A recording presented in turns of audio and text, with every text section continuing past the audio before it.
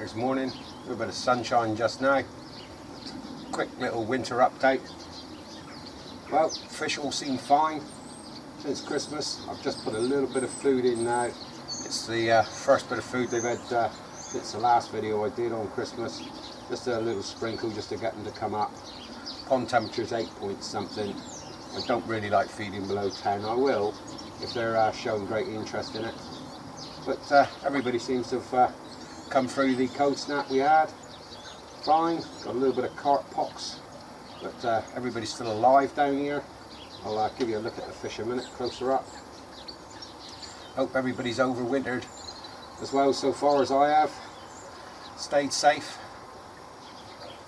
and carried on with what they could pond wise. Right. I've been very busy, so I've been trying to keep up with everybody's videos through the winter. Got a lot to do, and found myself neglecting the pond just a little bit, just coming down once or twice a week, just looking over the fish. But they're a little bit slow, but they all seem happy. So you can see here on this chagmere, he's got a touch of the carp pox on his tail. The other one's not showing any. And my fish haven't really got names, but Soul down there, the long time sufferer of carp pox, he's got his normal winter showing of it. So,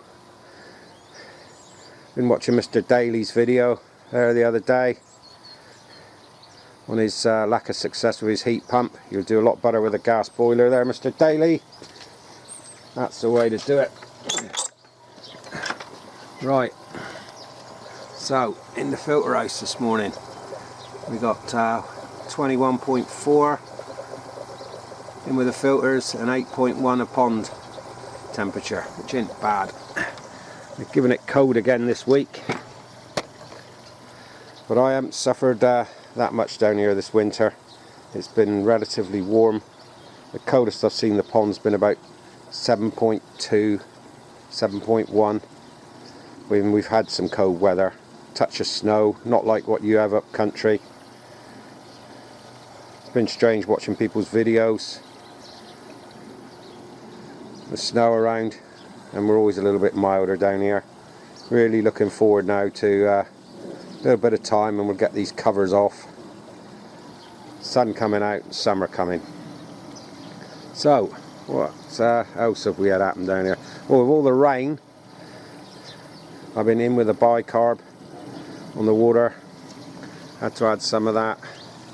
The vortex is just running as it is. Here I've got a little bit of a screen over the top of the centre pipe there at the moment because I had a bit of an incident the other day. Somehow the flow died back, wondering what the hell it was, and I had a frog. It pulled it all the way through the pipe because, as you know, my draw is from this one through. Well, the frog had gone up the pipe, gone into the end of the UV light and stopped at that point, which was very interesting. I'll show you the UV light in a minute, the damage that I had on it, which I did because I had to take the unit out to try and get the frog out, which was a bit of a pain in the proverbial. But under these large blue collars there's a flange with a step down for the pipe sizes. The one coming out the back here, when I undone all the rubber connectors there, which I've done it like that so it's actually easier to take the unit out to swap the bulb over. But I took it out and I'll show you what I found.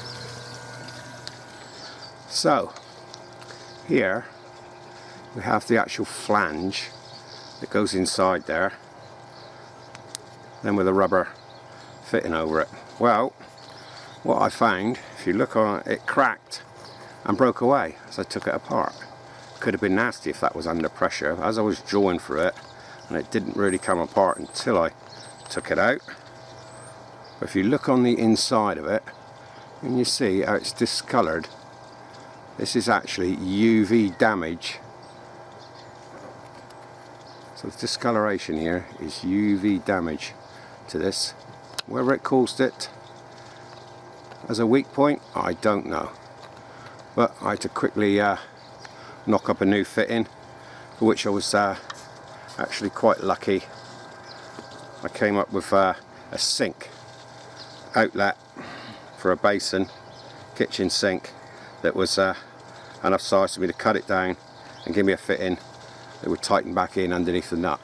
So that was a bit of a surprise. But the frog had got as far as the UV light, jammed itself in there. How it got in there, I don't know.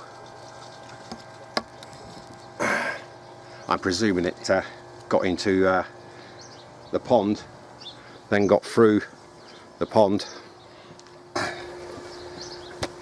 So how the thing got in there, the frog, I'm not 100% sure. Reckon it went in the pond, then through the bottom drain and into the vortex. I've had it happen before, I've fished them out the vortex. Because the pond's on ground level, it's easy for them to get in. But the UV damage to this, I really don't know whether that caused it to break or whatever, but it's very weak.